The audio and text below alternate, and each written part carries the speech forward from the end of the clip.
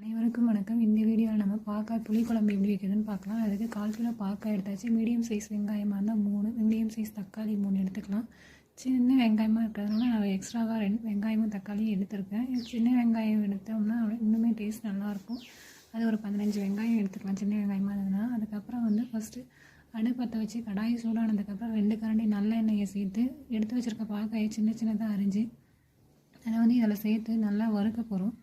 இது நல்லா deep fry பண்ண போகிறோம். நல்லா பொன்னிறமாக வரணும், அது வரைக்கும் நல்லா வணக்க போகிறோம். இது கூட சிறிதளவு உப்பு சேர்த்து நல்லா நம்ம வணக்கிக்கலாம். இப்போவே இதுக்கப்புறமா இதை வறுக்கும் போதே ஒரு கொஞ்சமாக மஞ்சத்தூளும் ஒரு 1/4 ஸ்பூன் மிளகாய் தூளையும் சேர்த்து இதுக்கு தேவையான அளவு நம்ம வணக்கிக்கலாம். இது அடி பிடிக்கிற மாதிரி இருக்கிறதுனால மறுபடியும் 1 ஸ்பூன் எண்ணெய் ஊற்றி வதக்கிட்டேன். மஞ்சத்தூள் மிளகாய்த்தூள் சேர்த்தாச்சு. இப்போ அதை எடுத்து தனியாக வச்சிடலாம். அதுக்கப்புறமா மறுபடியும் கடாயை வச்சு 1 ஸ்பூன் எண்ணெயை ஊற்றியாச்சு. நல்லெண்ணெய், கடுகு, வெந்தயம் போட்டு தாளிக்க போகிறோம். இதுக்கப்புறமா இது கூட பூண்டு ஒரு கட்டி பூண்டு உரிச்சு வச்சுருக்கோம், அதையும் சேர்த்து பொன்னிறமாக வர வரைக்கும் வதக்கியாச்சு. இது கூட நம்ம எடுத்து வச்சுருக்க வெங்காயத்தை சின்ன சின்னதாக கட் பண்ணி சேர்த்து வணங்க போகிறோம். இது கூட கொஞ்சம் உப்பையும் சேர்த்து வணக்கணும்னா சீக்கிரமாக வணங்கும், அதுக்காக போட்டாச்சு. அதுக்கப்புறமா இப்போ எடுத்து வச்சுருக்க தக்காளியை கட் பண்ணி நம்ம இது கூட சேர்க்க போகிறோம். நல்லா சேர்த்து வணக்கினதுக்கப்புறம் இதை என்ன பண்ண போகிறோம் அப்படின்னாக்கா, ஒரு மூடி தேங்காய் அரைச்சிருக்கோம்.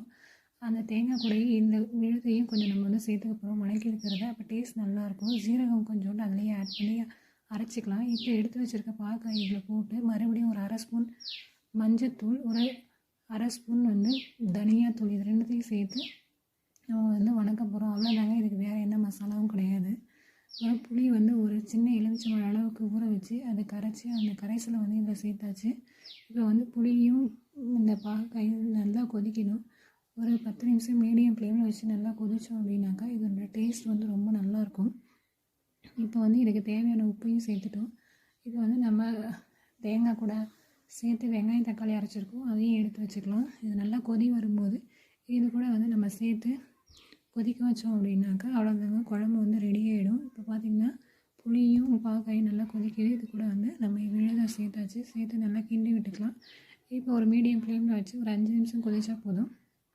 அவ்வளோதாங்க, சுவையான பாகற்காய் புளிக்குழம்பு தயாராகிடுச்சு. இது வாரத்தில் ஒரு முறையோ இல்லை 2 வாரத்துக்கு ஒரு முறை சாப்பிட்டோம் அப்படின்னாக்கா நம்ம வயிற்றில் இருக்க கிருமிகள் வெளியேறிடும். அதனால் இதையும் நம்ம அன்றாட உணவில் சேர்த்துக்கிறது ரொம்ப நல்லது. கசப்பாக இருக்குன்னு நிறைய பேர் சாப்பிட மாட்டாங்க. இது ரொம்ப உடம்புக்கு நல்லதுங்க. தேங்க்ஸ் ஃபார் வாட்சிங்.